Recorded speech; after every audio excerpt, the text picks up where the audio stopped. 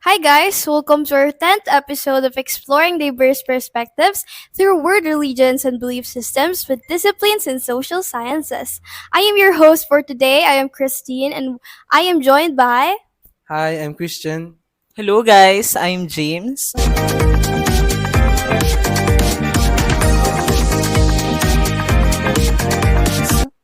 Join us today as we unravel the core principles, history, and practices of the religion Buddhism. So, Buddhism, it is one of the world's major religions with millions of followers worldwide.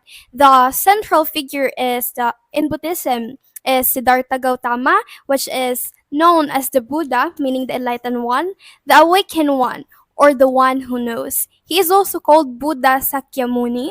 Let's start from where it all started. What is the origin and how does Buddhism develop? So, Buddhism arose in India where Vedic forms of religious knowledge were predominant. This is the reason why some of Buddhism teachings close resembles Vedic teachings. In this regard, it is proper to call Buddhism as a form of Vedic religion, together with Hinduism and Jainism. So, Buddhism believes that a human being is made up of five aggregates called khandhas of function. One, matter, sensation, perception, mental formation, and consciousness. Buddhism also rejects the caste system, a religious and social hierarchy in Hinduism that assign people to their respective place in the larger social structure kasi di think na hindi yon tama. What about the globalization in Buddhism? The first change in the increase in interest in meditation among lay people, there is an increasing visibility of another branch of humanistic Buddhism, particularly in Taiwan. The development of Buddhism expand into influence outside its Asia homeland, specifically United States and Europe. This trend of increasing Buddhist presence in America continued slowly and was supported by Westerners who learned meditation in Asia and had themselves ordained as monks. Another question is, can you guys give me some or give us some insights or fact insights about Buddhism?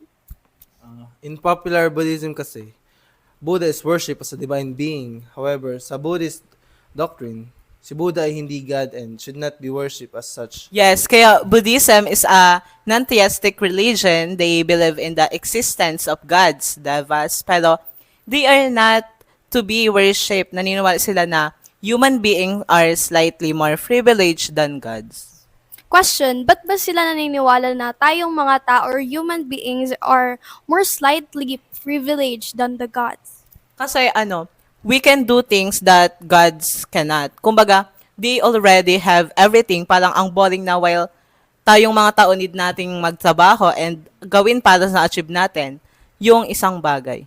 Yes, you got the point. There are actually debates as to whether Buddhism may be better classified as a religion or yung philosophical system ba.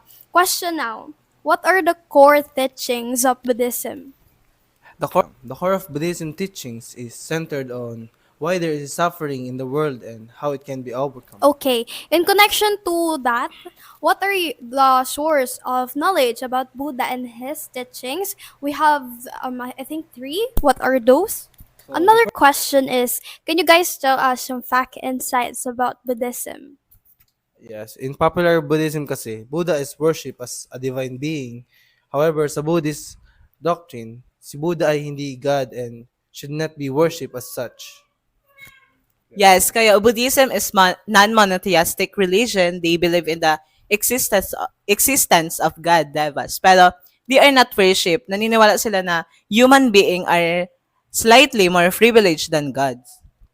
Question, bakit ba sila naniniwala na tayong mga tao or human beings are more privileged than the gods? Kasi we can do things that gods cannot. Kumbaga, we already everything. Parang ang boring na while tayong mga tao need natin magtrabaho or may gawin para ma-achieve natin yung isang bagay. You get the point. There are actually debates to whether Buddhism may be classified to as a religion or a philosophical system. Question now, what are the core teachings of Buddhism? Yes, the core of Buddhism teaching is centered on why there is suffering in the world and how it can be overcome. Okay, in connection to that, what are the source of knowledge about Buddha and his teaching? We have three. What are those? So the first one is Theravada. Their canon is called the Pali Canon, also called the Tipitaka or Three Baskets. It contains the Sutta Pitaka, saying of the Buddha, and Vinaya Pitaka, monastic, rules of conduct, and the Abhidhamma Pitaka, various philosophical writings. So, pangalawa yung Mahayana, meron silang sariling canon of writing, almost similar siya sa Pali Canon, pero one of the main difference is the use of Sanskrit language. Lastly, Vajrayana. The Vajrayana school has the most recent body of scriptural texts written in Tibetan language. Tibetan canon is actually divided into two. The first one is yung Baikanjur, which is believed to be the words of Buddha, and pangalawa naman is yung Bistangyur, which is believed naman to be the elaborations of the Buddha's teachings. Let's dig deeper to those in terms of their school of thought. Can you guys tell us about it? Okay, so in Theravada kasi generally they believe that the ideal condition of achieving enlightenment are found in the monastic life. They teach the Buddha established the monastic order so that his discipline may achieve enlightenment. And Theravada Buddhists also revere the Hats and those ascetics who want to leave the world and follow the path to liberation. In the Theravada tradition, achieving enlightenment is the task of each individual. Next is Mahayana. The important contribution of Mahayana school is a philosophical understanding of experience of enlightenment with Nagarjuna expressed terms in Sunya. Empetanist Mahayana monks are vegetarians. One of the distinctive characteristic of Mahayana school is Bodhisattva ideal. And and lastly, Vajrayana. The distinctive feature of the Vajrayana school is the mixture of shamanistic practices from the Bon religion. Also popular in Vajrayana Buddhism are the Taras or female Bodhisattvas. The Vajrayana school claims to provide a means to speed up the journey to enlightenment within one lifetime. That's correct. Now, what city is regarded as the holiest site of Buddhism? And the Bodh Gaya, which is currently in Bihar, India. It is believed that it is where Siddhartha Gautama attained enlightenment.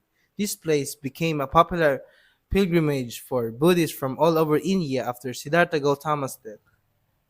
Another question is, who is or sino nga ba si King Ashoka and ano yung part niya sa Buddhism? The greatest patron and supporter of Buddhism during its early years, he converted to Buddhism, first to please his wife, but later to correct the abuses caused by the war against the Kalinga people, who refused to accept his rule. He also declared himself a member of the Buddhist Sangha and thereafter support the spread of Buddhism in his kingdom. For our last question, I think lahat naman tayo dito familiar. What is the Eightfold Path? Can you guys elaborate each one of them? We have the path right view, which is Sama Dithi. Ang meaning niya is awareness of the law of karma and the Four Noble Truths. Next, right thought, Sama Sankapa. Ito naman, avoiding thoughts of anger, greed, and illicit desire. Dagdag ko pa yung right speech or samabaka, meaning avoiding lies, unkind speech, and frivolous talk. Right action o samakamanto is it avoiding evil acts, those against the five perceives.